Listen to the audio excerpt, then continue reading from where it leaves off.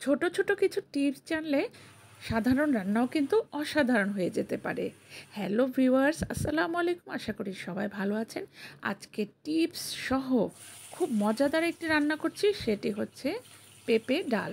প্রথমে আমি তেল দিয়ে দিলাম, তেল গরম হলে দুটো শুকনো মরিচ ফোড়ন দিয়ে দিলাম, এরপরে দিয়ে দিয়েছি পেঁয়াজ কুচি। এখানে বড় সাইজের একটি পেঁয়াজ আছে, পেঁয়াজ কুচিটাকে একটু লাল লাল করে ভেজে নিচ্ছি। আর ছোট ছোট যে টিপসের কথা বললাম সেগুলো আজকে আপনাদেরকে জানাবো। আশা করি আপনারা অনেক বেশি উপকৃত হবেন। এখানে আমি আদা রসুনের পেস্ট দিয়ে দিলাম, দেখতে পাচ্ছেন একটু লালচে কালার, কারণ হচ্ছে যখন আমি পেস্ট করি তার সাথে কয়েকটা শুকনো মরিচও দিয়ে দিই, তাহলে কালারটা যেমন সুন্দর হয় খেতেও ভালো লাগে। এখানে আমি প্রথমে দিয়ে দিলাম মরিচের গুঁড়া, তারপরে দিয়ে দিলাম হলুদের গুঁড়ো খুব সামান্য পরিমাণে, আর লবণ দিলাম, সামান্য একটু জিরে গুঁড়ো দিয়েছিলাম, সেটা অবশ্য স্কিপ হয়ে গেছে। তো এখন দিয়ে দিলাম, এখানে 1 কাপ পরিমাণ ডাল আছে, ডালটা ধুয়ে রেখেছিলাম। এখন এই মশলার সাথে ডালটা দিয়ে দিচ্ছি। আর এই রান্নাটায় আপনারা ডালটা কম বা বেশি পরিমাণে দিতে পারেন আপনাদের পছন্দ মতো। এখানে আমি এখানে 2টি পেঁপে মিডিয়াম সাইজের নিয়েছি। পেঁপেগুলো এভাবে ছোট ছোট টুকরো করে কেটে নিয়েছি। এখন এই ডালের সাথে মশলার সাথে ভালোভাবে মিশিয়ে কষিয়ে নিচ্ছি। আর আমি প্রতিটি রান্নাতেই বলি যে কষানোটা যেন খুব সুন্দর হয়।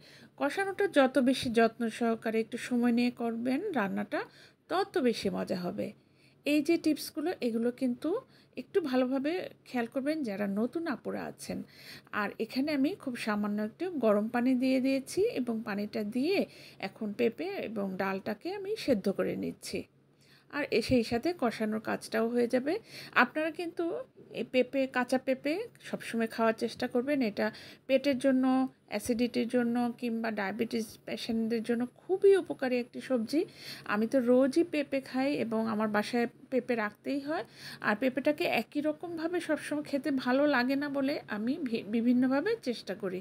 তো আশা করি আজকে আমি যেভাবে রান্না করছি আপনারা সেভাবে একদিন করে দেখবেন, অনেক বেশি ভালো লাগবে। আপনারা এটা রুটি পরোটার সাথেও খেতে পারবেন। আমার কিন্তু এখানে পানিটা শুকিয়ে গেছে, আমি ভালোভাবে কষিয়ে নেওয়া হয়ে গেছে। এখন আমি ঝোলের জন্য 3 কাপ পরিমাণ পানি দিয়ে দিচ্ছি। আপনারা কিন্তু চেষ্টা করবেন গরম পানি দেওয়ার জন্য, তাতে কি হয় রান্নার যে স্বাদটা এটা আরেকটু বেড়ে যায়। এটাও একটা কিন্তু টিপস আপনাদের জন্য। আর এখন কিন্তু আমার রান্নাটা অলমোস্ট হয়ে গেছে, কারণ কি পেঁপে ডাল সব কিছু খুবই ভালোভাবে সেদ্ধ হয়ে গেছে। এই যে আমি একটু দেখছি যে সেদ্ধ হয়েছে কি না, খুব সুন্দরভাবে সেদ্ধ হয়ে গেছে। এখন যারা আমাদের মা চাচি খালারা বলেন যে ডালটা একটু বেশি জাল দিলে ডাল খেতে মজা হয়, তো আমি একটু কিছুক্ষণ জাল দিচ্ছি আর এখানে কাঁচামরিচ দিয়ে দিলাম। এখন রান্নাটা এই পর্যায়ে আপনারা শেষ করতে পারেন, তবে আরেকটু মজা করার জন্য এই লাস্টের এতটুকু আপনারা একটু খেয়াল করে দেখেন। এখানে আমি দিয়ে দিলাম তেলে সামান্য একটু জিরের ফোড়ন, আর প্রথমে দিয়েছি রসুন কুচিটা। পেঁয়াজের আগে রসুন কুচিটা দিলাম কেন জানেন? কারণ এতে রসুনের গন্ধটা ডালে খুব ভালোভাবে ছড়াবে, আর ডালে কিন্তু রসুনের গন্ধ অনেক বেশি যায়, খুবই ভালো লাগে। এরপরে আমি দিয়ে দিলাম পেঁয়াজ কুচিগুলো। আপনাদের জন্য কিন্তু এই যে রসুনটা আগে দিলাম, এটাও কিন্তু একটা টিপস। এখন আমি এটাকে একটু ব্রাউন কালার করে ভেজে নিচ্ছি, একদম কালচে কালার করবেন না, তাহলে কিন্তু স্বাদটা নষ্ট হয়ে যাবে। ঠিক এই পর্যায়ে আমি এই ফোড়নটা ডালের সাথে মিশিয়ে দিয়ে দিচ্ছি।